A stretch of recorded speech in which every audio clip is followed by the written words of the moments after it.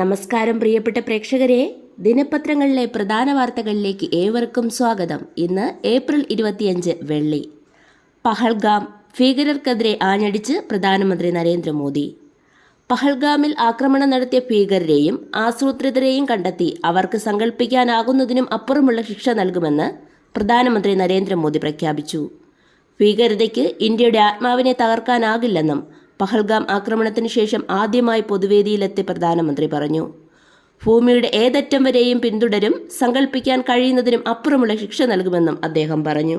പഹൽഗാം ഭീകരാക്രമണത്തിന്റെ പശ്ചാത്തലത്തിൽ പ്രതിപക്ഷ നേതാവ് രാഹുൽ ഗാന്ധി ഇന്ന് ജമ്മു കാശ്മീർ സന്ദർശിക്കും. പാകിസ്ഥാൻ പൗരന്മാർക്കുള്ള എല്ലാത്തരം വിസ സേവനങ്ങളും ഇന്ത്യ സസ്പെൻഡ് ചെയ്തു.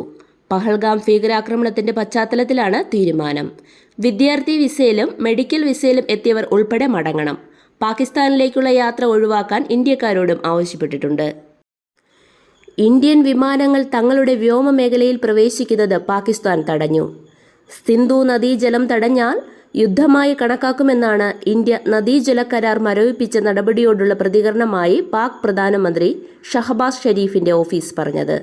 ഇന്ത്യയുമായുള്ള വ്യാപാര ബന്ധം, ഷിംല കരാർ അടക്കമുള്ള ഉഭയകക്ഷി കരാറുകളും മരവിപ്പിക്കുമെന്നും പാക് സേനാ മേധാവിമാർ അടക്കം പങ്കെടുത്ത ദേശീയ സുരക്ഷാ സമിതി യോഗത്തെ തുടർന്ന് പ്രധാനമന്ത്രിയുടെ ഓഫീസ് അറിയിച്ചു.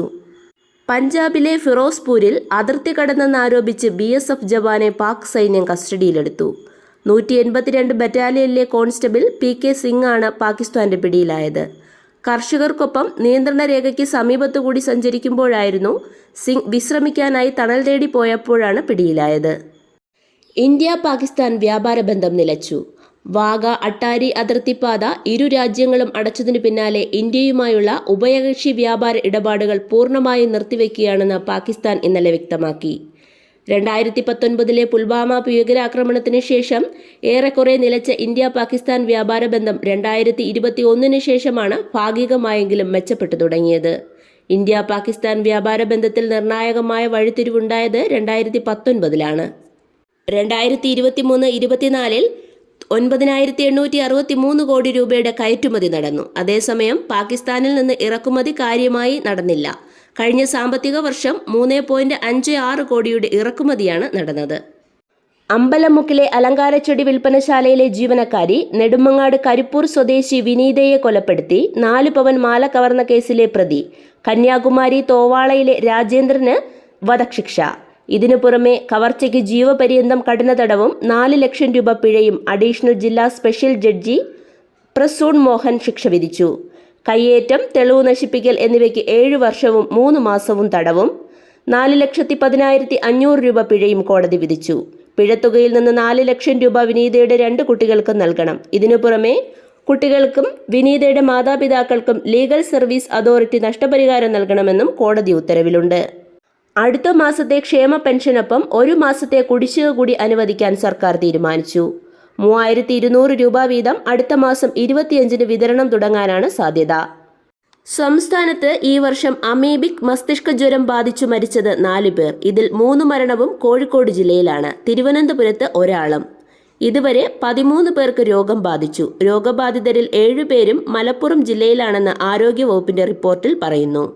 അമീബിക് മസ്തിഷ്ക ജ്വരം പകർച്ചവ്യാധി അല്ലെന്നും ജലവും അത് ഉപയോഗിക്കുന്നതിലെ പ്രശ്നങ്ങളുമാണ് രോഗത്തിന് കാരണമാകുന്നതെന്നും ഡോക്ടർമാർ വ്യക്തമാക്കി. കേരള സർവകലാശാലയിൽ PG ഓൺലൈൻ അപേക്ഷ 30 വരെ സമർപ്പിക്കാം. പഹൽഗാം ആക്രമണത്തിന് പിന്നാലെ ഭീകരതയ്ക്കെതിരായ പോരാട്ടത്തിൽ ഇന്ത്യ ലോകരാജ്യങ്ങളോട് പിന്തുണ തേടി.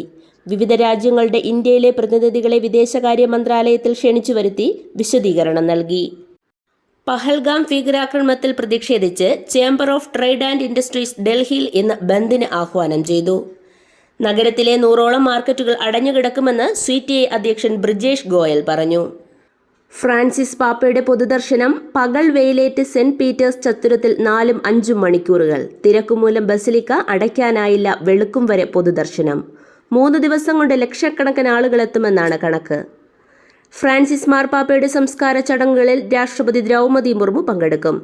25-ന് വത്തിക്കാനിലെത്തുന്ന രാഷ്ട്രപതി സെന്റ് പീറ്റേഴ്സ് ബസിലിക്കയിൽ മാർപ്പാപ്പയുടെ ഭൗതിക ശരീരത്തിൽ പുഷ്പചക്രം സമർപ്പിക്കും. ഫ്രാൻസിസ് മാർപ്പാപ്പയുടെ സംസ്കാരം പ്രമാണിച്ച് നാളെ ഇന്ത്യയിൽ ദേശീയ ദുഃഖാചരണം പ്രഖ്യാപിച്ചു. രാജ്യത്തുടനീളം ദേശീയ പതാക പാതി താഴ്ത്തിക്കെട്ടണം. ഔദ്യോഗിക പരിപാടികൾ ഒഴിവാക്കും. സംസ്ഥാനത്ത് 28 വരെ ഒറ്റപ്പെട്ട പ്രദേശങ്ങളിൽ ഇടിയോടുകൂടിയ ശക്തമായ മഴയ്ക്കും മണിക്കൂറിൽ 30 മുതൽ 40 കിലോമീറ്റർ വരെ വേഗത്തിലുള്ള കാറ്റിനും സാധ്യത. ഫെഡറേഷൻ കപ്പിന് സമാപനം. ഒരു സ്വർണം പോലുമില്ലാതെ മലയാളി താരങ്ങൾ. മലയാളി അത്ലറ്റുകളുടെ ആകെ മെഡൽ നേട്ടം 4 വെള്ളിയും 7 വെങ്കലവും. IPL രാജസ്ഥാനെതിരെ ബംഗളൂരുവിന് 11 റൺസ് ജയം. ഇതോടെ ഇന്നത്തെ ദിനപത്രങ്ങളിലെ പ്രധാന വാർത്തകൾ സമാപിക്കുന്നു. നന്ദി, നമസ്കാരം.